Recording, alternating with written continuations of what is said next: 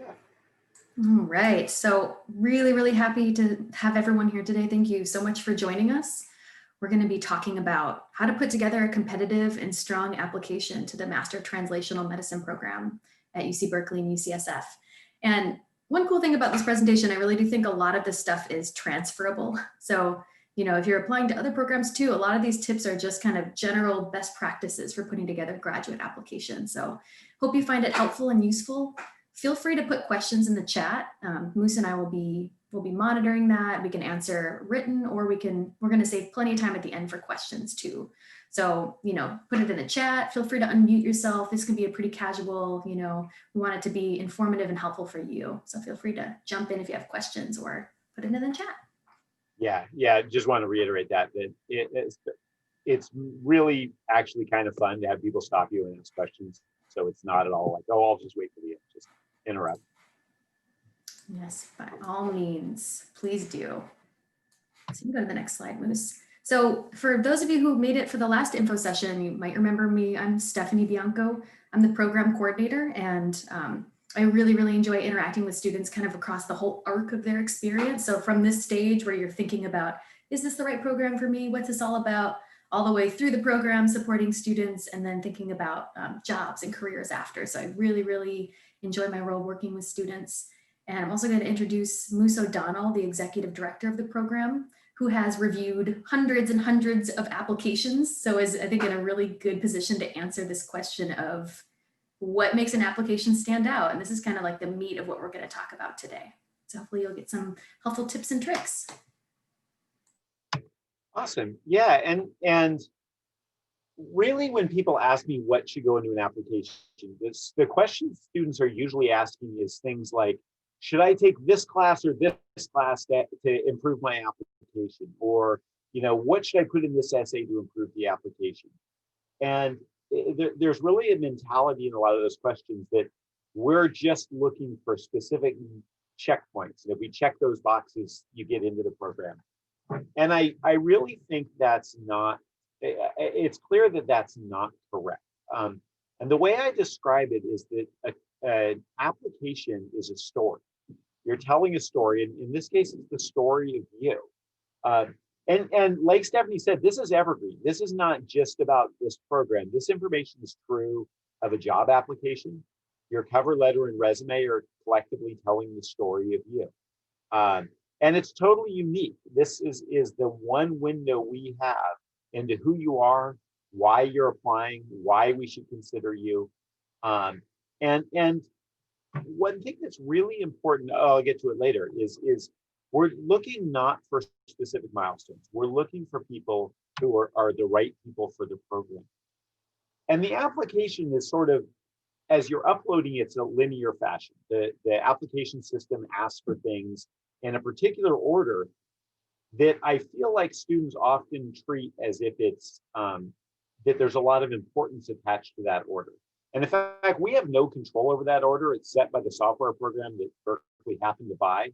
And as I'm reading through applications, I often wish I could reorganize them.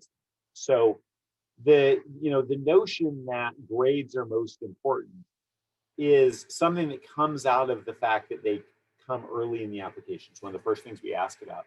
But really, we're looking at every piece of the application. We read every application. Typically, they're read by 3 people, and we're really reading the whole thing. So rather than consider it in this linear fashion, I suggest people think of it as sort of a bunch of groups of information that are sort of pulling your candidacy around. And what ultimately we're looking for is a fit. Somewhere in here, I have a laser point. We're looking for this fit. How do you fit into the program? And there's, like I said, there's no check boxes for that. We're trying to fit all the different aspects of you. And so grades are certainly one aspect. That's the point that people who are still in undergraduate think of as most important. How many of you are out of undergraduate by at least a year? If you can use the raise hand function or click or just wave at me. Okay, a couple of people. So that's, you know, that people who are out of undergraduate sometimes have slightly different considerations in their application than people who are straight out of school where grades feel like the most important thing. And it's actually why we love building classes that have people at different stages in their career, because people learn different things from the different people around them. Also in the sort of upper left quadrant here, um, scores used to be something that people would pay attention to. We no longer even look at the GRE or MCAT. You're welcome to submit them, but honestly, we barely glance at them. And that's because there's just so much research showing that they are not a predictor of success. And yet students, I've lost count of the number of students I've discussed with whether they should take the GRE a third time because they're hoping. It's like, no, don't. I've looked at dozens and dozens of applications where students have taken the GRE multiple times. It rarely has a big impact on their score. Often I'll see one section go up and the other section go down. It's like, you wasted a weekend. Because that 10-point difference, no one parses it that finely. Really important is this lower quadrant of your statement of purpose, your personal history, your employment. All of these things are really important.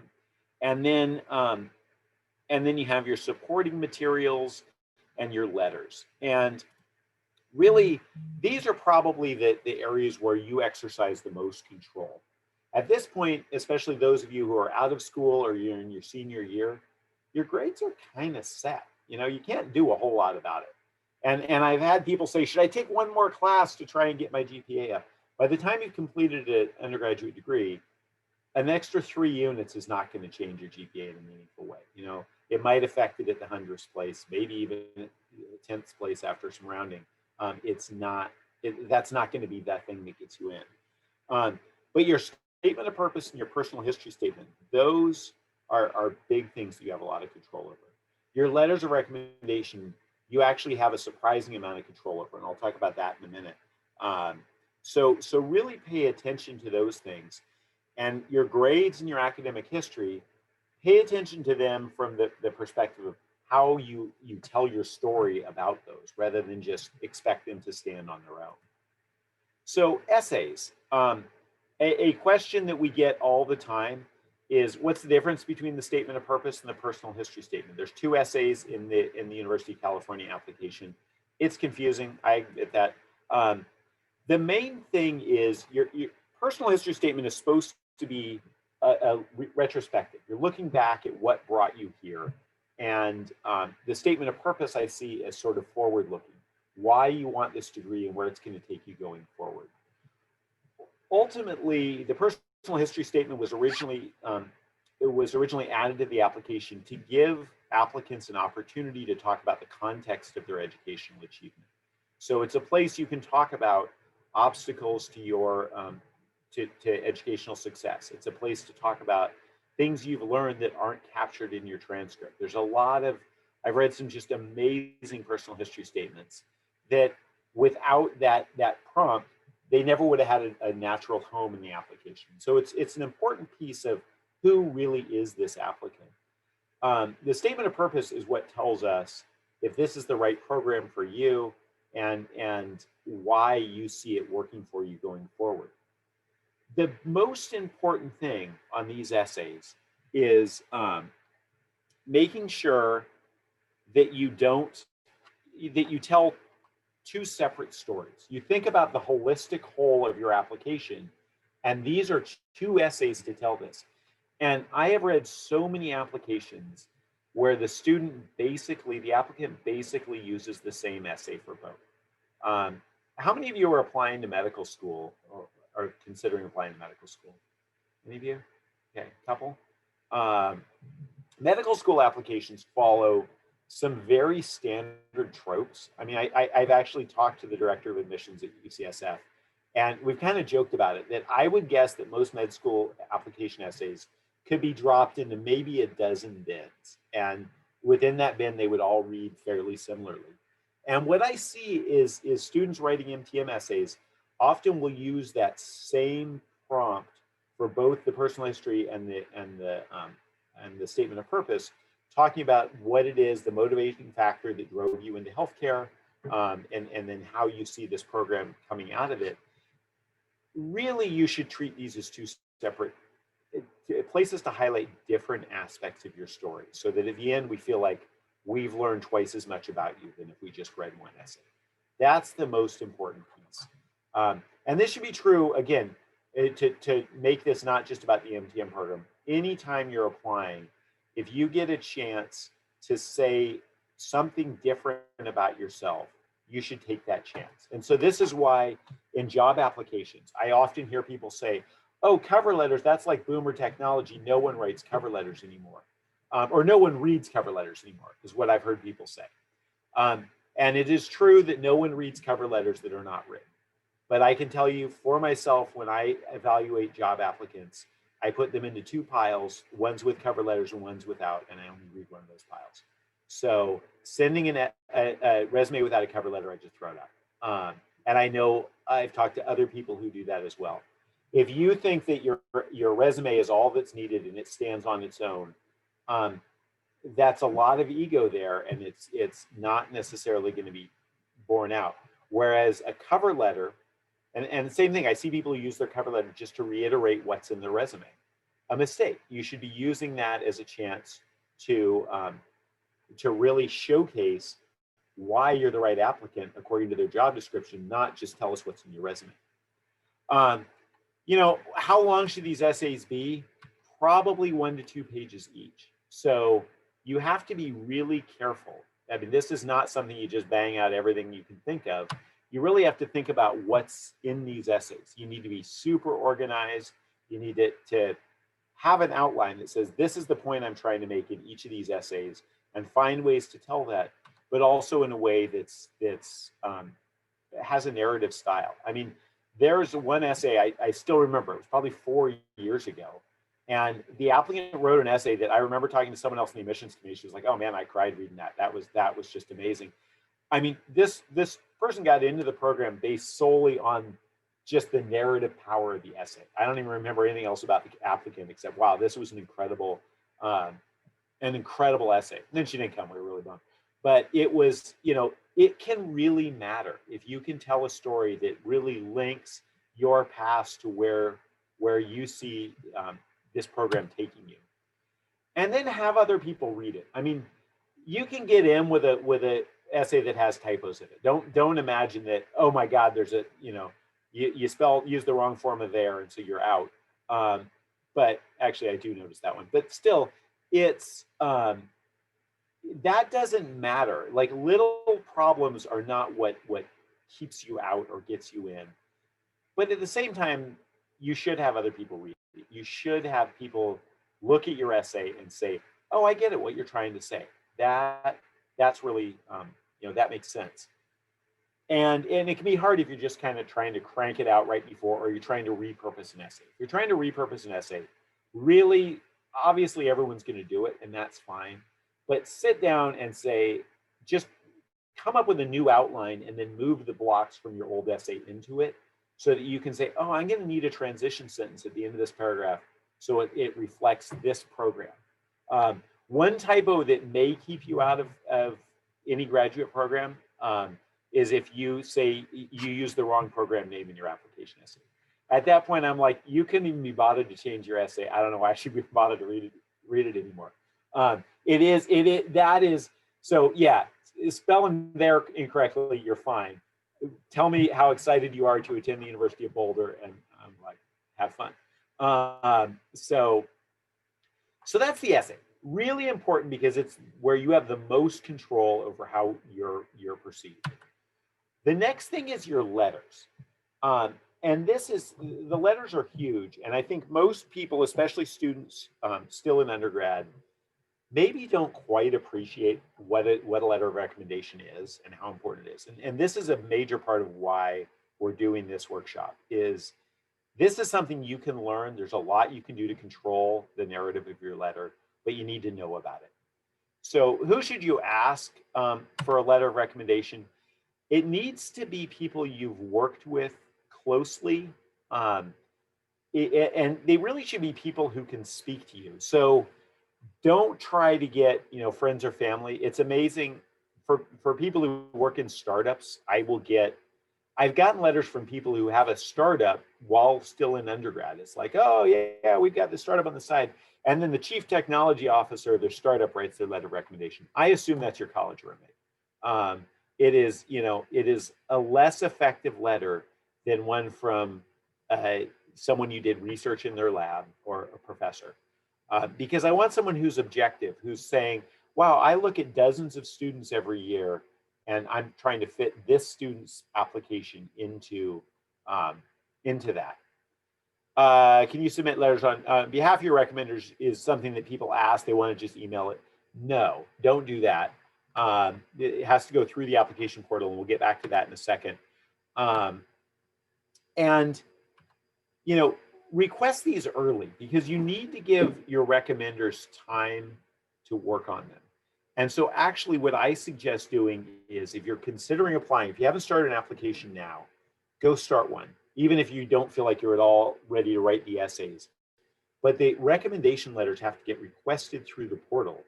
And so focus on that first. I get a lot of people who start their application about 2 weeks before the deadline, a week before the deadline. And then like right before the deadline, they enter their letter writers' names. And then they're kind of surprised when they're like, oh, I don't know if my letters are going to get in on time. Whether they get in on time or not, they're not going to be as good letters as they would have been otherwise. So give your letter writers time to write a thoughtful letter. And then really help them write their letter. And this is not the same as writing a letter for them and sending it off to someone and asking them to sign it. That doesn't come across right. But that said, if you get a letter writer, I didn't really talk about this a minute ago. Who you get to write letters for? Most of you, it's going to be a professor you've worked with in undergrad. And when you're looking for people to write, you really want to think about the people who can talk about you. So a very common letter I get is, so-and-so was a student in my class and she got an A-, and that's a very hard class. So she's a very bright student. I think she'll do great in graduate school, full stop. That letter does you no harm at all, but nor does it really help you very much. Back to the story thing, that reiterates what I can see from your transcript. I see that A- on your transcript. Your professor has confirmed that was a good score. Doesn't tell me much. A different take on the letter is, she came into my lab as a freshman, and I don't take freshmen in my lab, but she was really persistent and read a bunch of the papers. So I made an exception, and after 2 years, she was doing research equivalent to a early stage PhD student, and she revamped our protocol for processing these samples. And I tried to talk her into doing a PhD in my lab, and she said no. That letter gets you into graduate school almost anywhere you want to go. And so, and that letter, I see that letter fairly not frequently, but I see it. So for most of you, it's probably too late to go, revamp someone's research lab. But think about, as you're asking people to write letters, what can this person really say about me? You want someone who can really speak to people you know. If you have people in your life who you think can write you letters right now, you've worked in their lab, when you graduate from school, I highly recommend you keep in touch with them. If you go to graduate school this year, fabulous. If you decide to apply again in the future, keeping in touch with them, once a year, writing someone an email and saying, hey, thanks for that experience in my lab. I was just reading this paper that was reminding me of the work we did, and just checking in to let you know what I'm doing now. That can be huge, because I will get letters where it's clear the person taught the student years before, but that they've still kept in touch with the student and they still have some idea of where the student is and what they want to do. That's really helpful. Back to this point about helping them help you. So if you ask a professor to write you a letter, one thing to do is say, can you write me a good letter? Because a lot of faculty will be honest about that. If you say, can you write me a letter? They'll say, I guess so. If you say, do you really feel like you can write me a strong letter?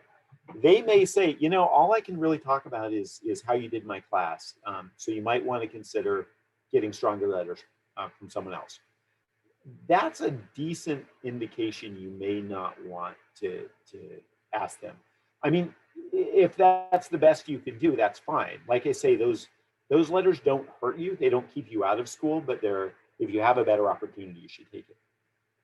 When you ask them for a letter, I would suggest sending them an email explaining where you're applying to school. And I do not pretend that everyone's only applying to one program. Say, here are the 5 programs I'm applying to, and here is the what I'm hoping you can emphasize about me as a candidate that you know. Highlight the experiences you had. If you'll recall, I worked in your lab 2 years ago. We worked on this project. I was really excited when we got this result. It was, or I was, you know, really sorry that the microscope blew up and we weren't able to finish the studies.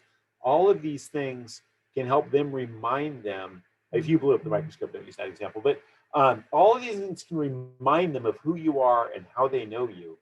And say, I'm really hoping you can emphasize A, B, and C in your essay, in your letter. There's a decent chance if A, B, and C, those points you want them to emphasize, are true and are consistent, that they will simply cut and paste your words and put them into their letter. That they will say, oh yeah, that's right. This student was great. You know, when the microscope caught on fire, she, you know, saved the samples and you know, fixed it all, and it was great. Those are really, you know, important anecdotes that I read that letter and say, oh, this person knows this student and clearly thinks they'll be successful in graduate school. That's a really important and relevant point. So think about that as you're hoping for letter writers. And one last point is waive your access. There is a checkbox to say I waive my right to read this letter. Not every student checks it, and when I see a letter where that's not checked, I don't dismiss the letter, but I very much discount it. It tells me that the student did not trust the writer to give them a good letter, and so they wanted the letter writer to know that they were going to look at it. And it tells me that the letter writer is, when I've actually had a student write that, you know, check that box when she asked me to write her a letter. And I wrote a pretty bland letter because it was like, I'm not going to say anything offensive, but I'm not going to, you know, I'm not going to write the strongest letter because I know that yes, it's not going to be perceived as well. Okay, great question in the chat here about large classes make it really hard to connect with professors. Is it fine to get a professor of a different subject? If it is fine up to an extent. You cannot get all of your letter writers from outside of a core field, but it's okay to have one. If you have a really strong letter from your ethics class, especially if they can say anything that's relevant to the program to which you're applying, that's fine. It's totally understood that big classes make it hard to get really strong letters from people. And it's why, you know, again, it's kind of late in most of your careers, but it's why the experiences as opposed to just the classes are often a great place. But at the same time, you know, a letter writer from your supervisor at the you know, recreational center where you work on campus is less impactful than a letter from a professor who has to, in his or her own life, evaluate students for admission. Those people who evaluate students for admission are the most effective at writing letters because they can kind of couch it towards what they think an admissions committee is reading, and it makes the letter that much more impactful. I also saw that, I wanted to jump in really quick. Yeah. I saw that Michael might have had his hand raised. Oh, did sorry, you have a I missed question? No, I don't know if it's sometimes they just like pop on and Michael, did you have a question? You can feel free to type it in the chat or unmute yourself and ask. Michael Colwick? No, sorry, I didn't have a question. Oh, okay. Sorry. No worries. I just No wanted problem. to check. It looks like we got another one in the chat too. And Anna Julia, do you consider letters from professors to be more valuable than ones from work? Slightly, but it depends on the work. If it's a really relevant position, that can be very valuable as part of the mix. If you're just out of undergrad, I would like 2 of the 3 letters to be from faculty, but 1 from someone at work is fine. If you're 5 years out of undergrad, It can often be hard to get a professor to write you a letter, and that can be okay. It does depend on the work and how relevant it is. So if you're working in a biotech company and you get a letter writer who has a PhD in a relevant field, that can be almost equivalent to one from a faculty member. If it's your supervisor at a unrelated job, really they can speak to your diligence and your work ethic and things like that, but it's harder to evaluate how that's going to go to academic success. If you're working in a medical device company, that can be hugely relevant. So there's a little bit of a gray area for how valuable they are. So either, it's why you need to think about what is this person telling, what part of my story is this person telling that is not in there otherwise.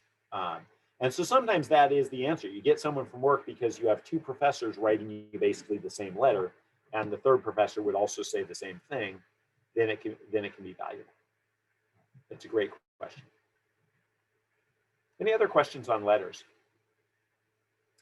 And I'll just say this is a piece that it's incredibly important because most of the readers of these letters and readers of these applications are university faculty.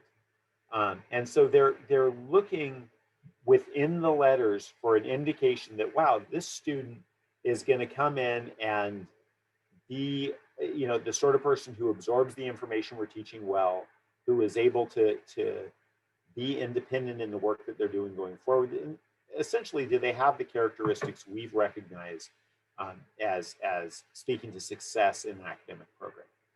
And letter writers are far better than almost anything else. And yeah, so that's a really important piece.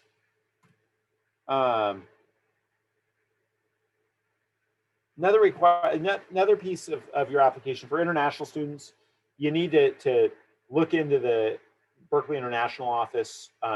Be aware that we do need a test of English as a foreign language if you didn't study in a country where primary language is English.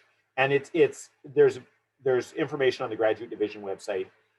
There's actually a number of countries where the primary language is English that they don't consider for those purposes, which can be frustrating to students. But there's a list of countries where they say, yeah, if you went to school here, you don't need it. But okay, so our top tips about your application is start early. And really, I mean that this isn't something you can bang it out in the weekend, but it's the weekend before it's due, but it's less effective. It will be, you can kind of tell when the essay is pretty rushed and the pieces don't fit together and the letters come in late. Ask for help, like really do have people read it and maybe even have an outline of your story. Well, my academic excellence is coming from my transcript, and this other piece is coming from my letters, and think that through. Focus on the bits you can control. So the essays and the letters, how are those setting you apart? And like I said, tailor it to the program. But really this last point is the most important, is know and communicate your why. Oh, actually, I forgot this other point. On your letters and essays, send your letter writers your essays so that they can see what you're trying to say. So even if it's a pretty rough draft, I look at those and say, oh, I see how this student's pitching themselves. I'm going to write a letter, craft a letter around that.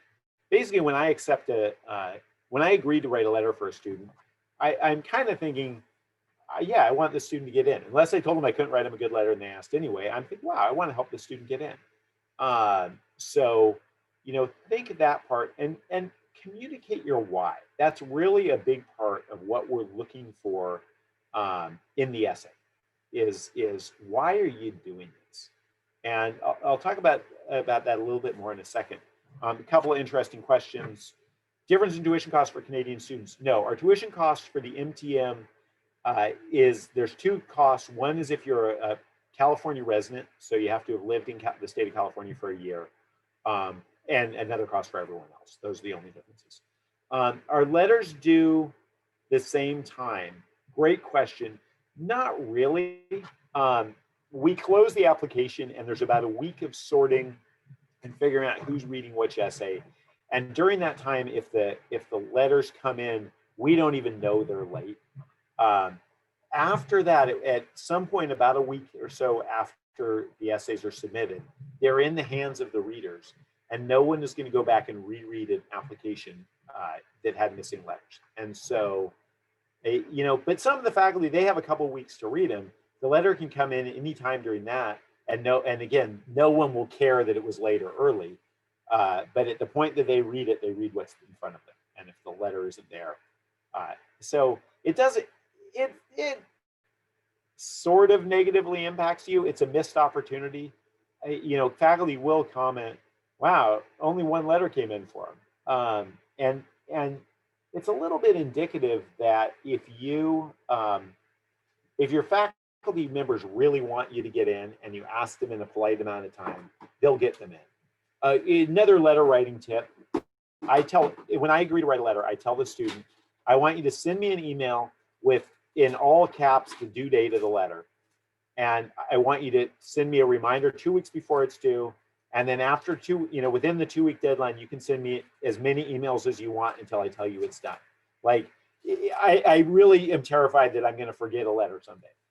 And so it is really something where you need to make it helpful. You don't want to just say, well, the Berkeley application system sent them a thing telling when the letter's due, so I'm off the hook. If you want it in, you should probably work on it. Talk to the faculty member. I do not at all feel like it's rude if a student asks me every day, did you get that letter in yet? Did you get that letter in yet? Because I said I would, and I've told them to nag me, and it's more important for them than for me. So, you should be a little bit proactive to make sure they get done. So back to this diagram and thinking about this fit. All of these different pieces are pulling you around. And I think about this fit as, if you fit over this, the boundaries of what makes a good student in the MTM, we are happy to accept you to the program. What the purpose of the essay is to show us how you're how you're somewhere within there. And each of the pieces is sort of pulling you around. So all these lines, I think of them as sort of ropes pulling you in different positions. And certain things make it easier. If you have really strong grades, if you have, strong means anything above a 3.8. I look at that and it's like, wow, you've got a very good chance of getting in, unless your essay is just boring or your letters are bad. But below 3.8 does not mean you don't get in. It just means that, you're going to have this sort of, it's actually an inverse pull. Poor grades are pulling you away from the fit category, and the other things need to take up the slack. So poor grades, and below a 3.0, your grades are problematic. You cannot be admitted without a waiver from the dean. And it's not to say you can't get in, but I'm going to need to write a request for a waiver, and I'm going to need very specific reasons to request it. And so every candidate I've gotten in with a waiver of 3.0 is because they had substantial work experience that I can point to and say, we're not letting them in based on their academic credentials. We're letting the student in based on that work experience that is so important. But if you're in the 3.1, 3.2 area, you can get into the program, and students get in with those grades every year. But those letters have to be able to carry that weight. So these strings have to pull them back into the fit category. If you have 3.2 and mediocre letters, there's just not much to hang an application on, unless your essays are world-class Pulitzer quality. I mean, they have to be really good. But again, if you have poor grades, then these essays can take some of that weight. If you write a personal history statement that explains how you were working full-time through college to pay for it, and that made it very hard to study, that people will look at that and say, oh, okay, that can be the equivalent of bumping you up a couple of grade points, because people are like, oh, well, okay, yeah, maybe a 3.2 isn't that bad for a student who was working 40 hours a week. Then that will really blunt the grade history. And if you have a 3.1 and an essay explaining that, and letter writers talking about how, hard you worked and how many things you were juggling and how impressed they were, we look at that and say, okay, there's strong evidence that the student's going to be successful regardless of what those grades say.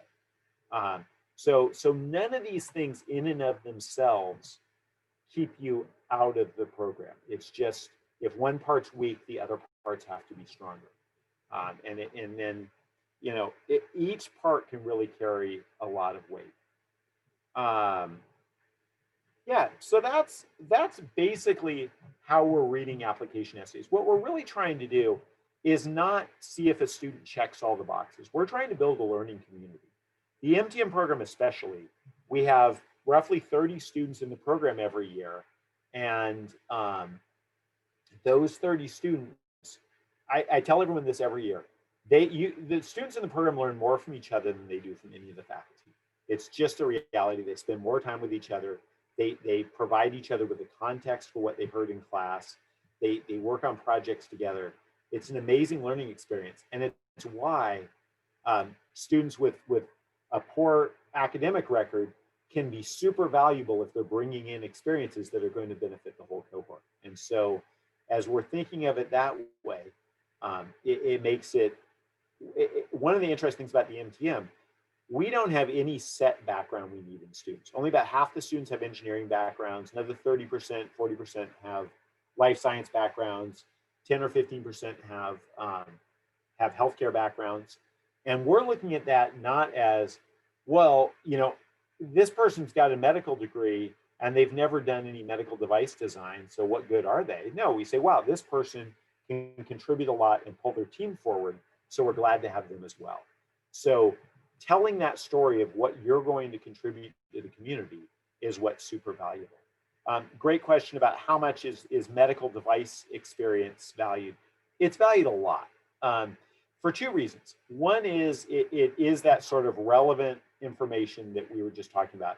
The students who come in with some strong, actual, hard, hands-on experience developing medical devices bring a ton to their group. But secondly, it also bespeaks your interest in this and sort of your commitment to this as a career path. Because in addition to saying, are you a fit for the program, we want to ask, is this program a fit for you? It's a huge investment of time and money, and we recognize that.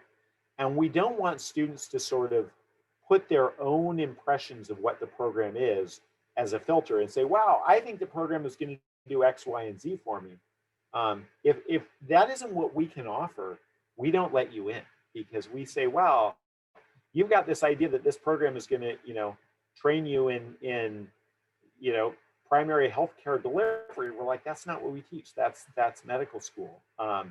And so if you haven't read through the website, you haven't come to these info sessions, you don't quite know what the program is, that often shows up in the essays. And those students often do not get in because, yeah, they've got great grades, but they're actually, it sounds like applying to a different program. And that's just, so we're looking, are you a fit for us and are we a fit for you?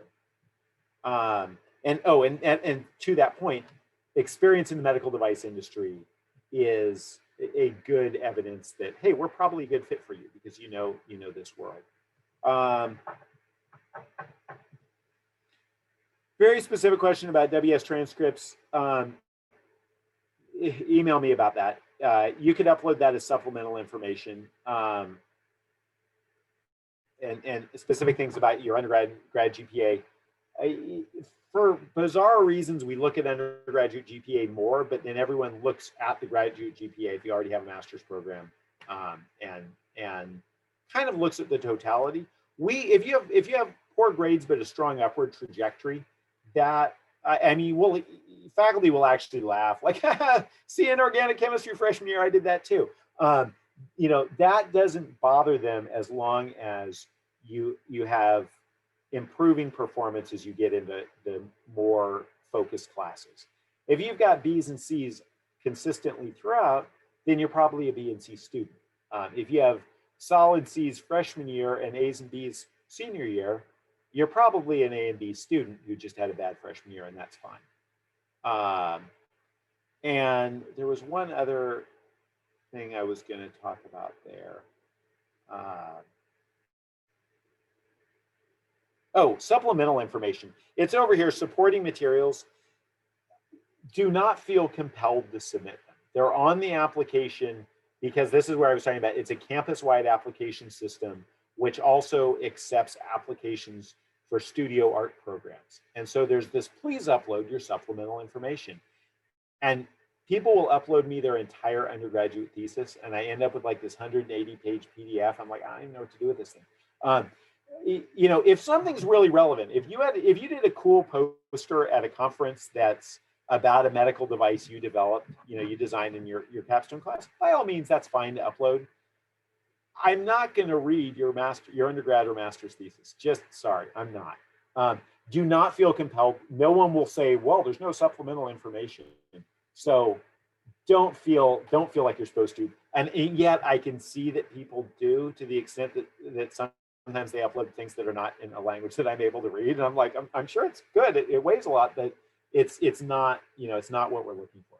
So don't think about that. Think about, if you're uploading the supplemental information, what is it adding to my story? And recognizing that I'm probably not going to actually read it. If you have a peer-reviewed academic publication, those impress faculty. So by all means, upload one.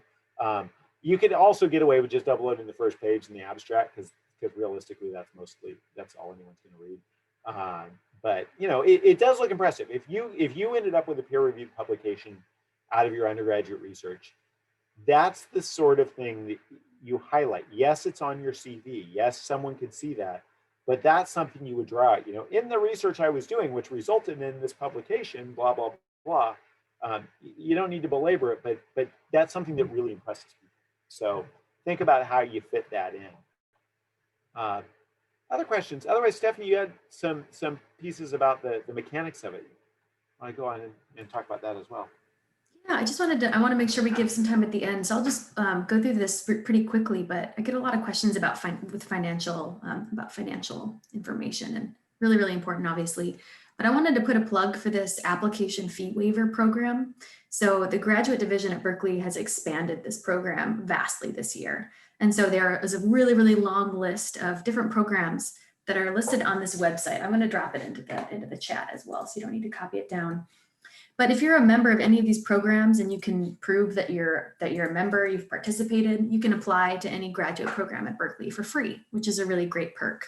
So I recommend you go dig through that website that I just dropped into the chat and see if you qualify, if you meet the eligibility requirements. Unfortunately, it's only for US citizens or permanent residents. It's kind of one of the caveats. At least you can go to the next one. And I also put together this guide of financial information, because I get so many questions from students about how much does the program cost? Are there any scholarships available? What do the scholarships your program offers look like? So I created this document that I will continue adding resources to as I get them, but I just put the chat, the link in the chat. I encourage you to dig through that. It's chock full of a lot of great resources as you're thinking about how you're going to finance your degree, what kind of loans are there. So just a lot of really valuable information that can help you through the financial planning process. So yeah, just wanted to plug those two things really quickly, and then really hope to see you at our last webinar for this season, for this year. It's going to be about career pathways and professional development opportunities with the MTM program.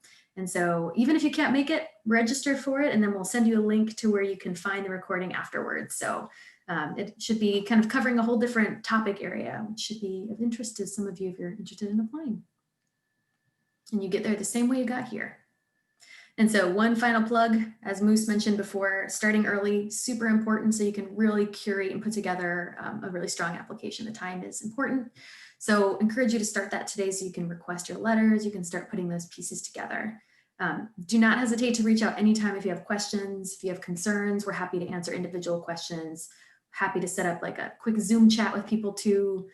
Just want to reiterate that we are available and here to help you, because we know it's a complicated process and it's a big life decision, right? So we're here to help you. Yeah, would love to hear any questions. You can probably turn off the presentation. I don't think we have any more slides. So we can see some faces if people feel like putting on their videos. Awesome. Yeah, we're still monitoring the chat. Feel free to unmute yourself or put something in the chat. Yeah, like I say, I mean, this is supposed to be information that's kind of general about applying to graduate school. So if you have questions that aren't necessarily, you know, specific to the MTM, feel free to ask those as well.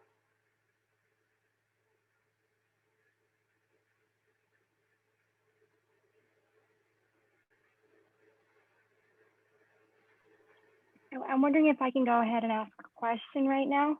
Of course. Yeah. So first of all, thank you so much for that really informative presentation. That was a lot of fun, a lot of helpful information.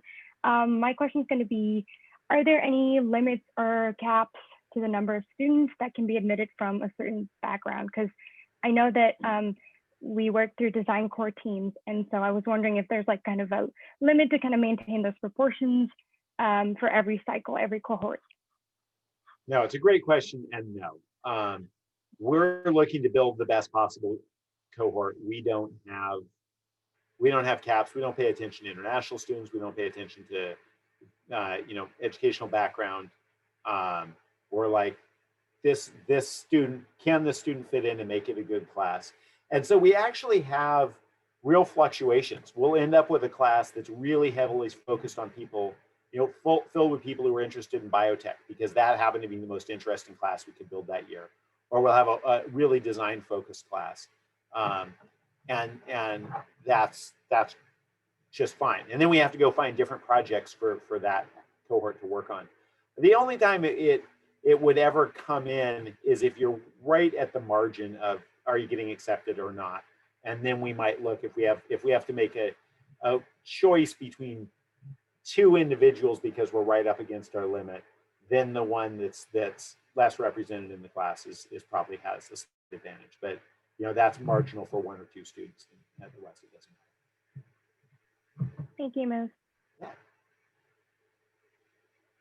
Yeah. Okay, good question about CV versus resume. A CV is what you want for any PhD program or a Master of Science program. For a Master of Translational Medicine, no, we ask for a resume, and we'd like to see a resume. 2 pages is okay, but if you are just an undergraduate, I would be surprised if you need more than 1 page to share your resume. And so, again, your resume is a really important storytelling opportunity. And if you feel the need to pad it with, like, you know, trying to turn every class project you're on into, make it look like a startup and put in all the bullet points about it, it doesn't read any better than if you just put that in as a single page. So if you have multiple peer-reviewed publications, you can use as many pages as you want to put those in. But it's realistically, it's rarely necessary to be more than 2 pages for a resume. And I think that's true. But like I say, if you're applying for an academic research position, you know, an academic CV can be longer because you're putting in every conference presentation and things like that. We don't need to see those in the MTM necessarily. The resume is really trying to talk about your experiences more than, you know, capturing everything. Should there be a cover letter with the resume? No, good question. Sorry, I meant that in terms of applying for jobs where you need a cover letter. Your essays are your cover letter in this context. Great questions. Any others?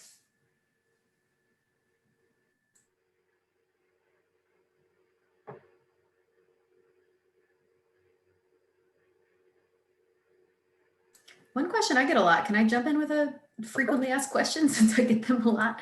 A lot of people wonder about GPA. You know, there's like a lot of different categories for calculating your GPA. You know, there's like the cumulative, and then there's like graduate versus undergrad, and then there's like advanced, which is just your 2 last years. I know that whole process is like a little bit complicated and weird. So if you want any resources, I'm happy to send you like a GPA calculator. essentially you can like calculate subsets of your GPA that help kind of tell the story, you know, like let's say your first couple of years were a little rough, you didn't do as well as you wanted to. Your advanced GPA is just looking at your GPA from the last 2 years. And so by breaking that out within the application, it kind of helps us to have a little more granularity to look at your GPA. So and I know that's confusing. So email me if you're having trouble with that part and you want any resources. Yeah, and definitely don't beat yourself up over making sure those are, you know, those different categories are exactly right. The faculty reading the applications are pretty good. When you glance at a transcript, you can see those trajectories. They just pop out. You're like, whoa, I saw C's on the left and no C's on the right. Great. I see, you know, fewer A's to more A's. That shows you the progression. You can scan down and see what the, you know, if you start to see low grades in the later years and you look and those are all the hard classes for your major, and you still had a lot of A's, but that was because they were in general ed electives, that's noticeable.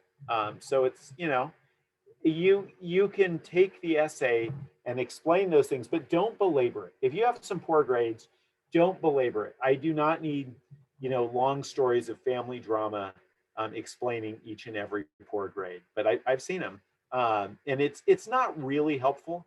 I want to see an explanation, but mostly I care about how do we have comfort that you're going to be successful academically in this program.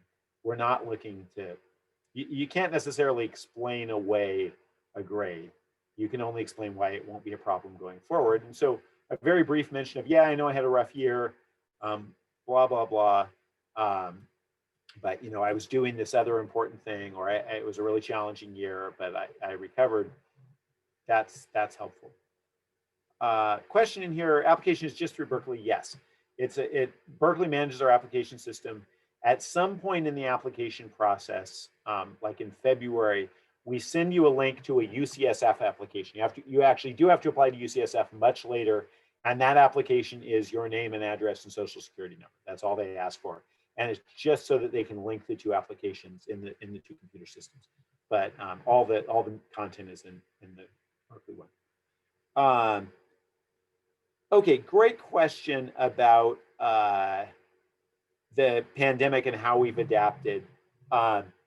I think we've done really well, to be perfectly honest. I think that a lot of aspects of this program this year have exceeded our expectations. And obviously I'm the wrong person to ask, but the students, they seem to be getting a lot of it out of it, and they seem to be getting a lot of the same things that they get in person. I mean, they're missing the social interaction, they're missing the sort of networking opportunities a little bit. But the project work and the actual course learning, I think, is mostly equivalent. A few things are harder, and a bunch of things are surprisingly better. There's a few things that we will continue to do remotely from here on out, like our capstone project team selection. This is a road show where we have people who are going to sponsor our capstone projects come in and speak for an hour. This was a scheduling nightmare. And we had students running from San Francisco back to Berkeley during the week to try to get to as many presentations as possible. We will never do that again. This is something we're going to do remotely, because students could log on for an hour, the person talked, and boom, they were gone, and no one needed to care which side of the bay they were on. That worked beautifully. I meet with every team every 2 weeks for 15 minutes. I used to do them in person because it seemed like, you know, that was a better way to interact with teams. I apologize to all the people whose time I wasted making them like come to campus for a 15-minute meeting. That was stupid. So, you know, some pieces have really improved because of this. But you know, right now we're struggling because students need access to a piece of software that is too expensive for them to have on their personal computers. We're struggling with that, but we're working to figure out ways around it. In terms of what we're doing next year, anyway, no idea. You know, we will see what next year brings. We are operating under the assumption that we are going to be back in person because we have no information to plan anything differently.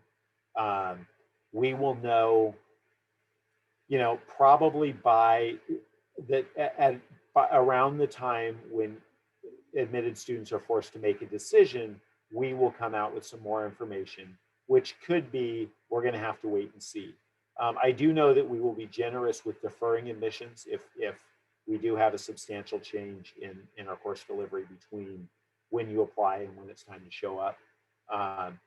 But honestly, so last year we lost a lot of students to deferrals. We had a ton of students defer admissions. And we reopened admissions after that point for 2 weeks. We said, hey, we have another application period. We got a quarter of our class at that time from people we said, just so you know, this is going to be entirely remote, that you should plan on that. We got fabulous students who I think are doing really well, who looked and said, yeah, that doesn't sound bad. That actually fits with what I want to do. And they wouldn't have normally been able to participate because they weren't able to move to the Bay Area. So that like, geographic constraint was lifted. It's really, yeah.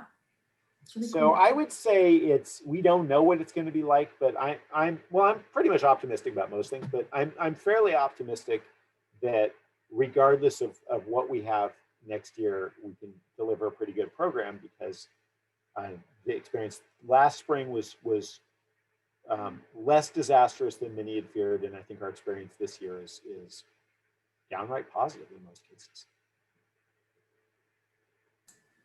All right, looks like we had a couple minutes left. We can sneak in another question or two if anyone has any. Consider a remote option. I wish, but no. These are governed by actually legal requirements in the state of California. That we want to be very clear, we are not an online program because that is a formal distinction that has to be determined by the UC Board of Regents. We are an in-person program that is using remote course delivery options. So to become an online program, it would take probably 2 years. We've actually discussed whether we could get such an option approved. It'd be really complicated, and there's some struggles to deliver courses that way. But so no, if campus opens fully back up next year, then we expect everyone to be here. Are we expecting a high number? I would say my experience in the past has been deferred applicants, between a third and a half of them actually show up. I don't know what this year looks like, honestly. During the application cycle, we start polling them and seeing how many of them are coming. It's likely we'll be more on the high end of that this year because many of them won't have found other things to do in the meantime. The cohort size will probably be large next year, but a lot of it depends on what our application numbers look like. They're currently running in the high range, but not absurdly high.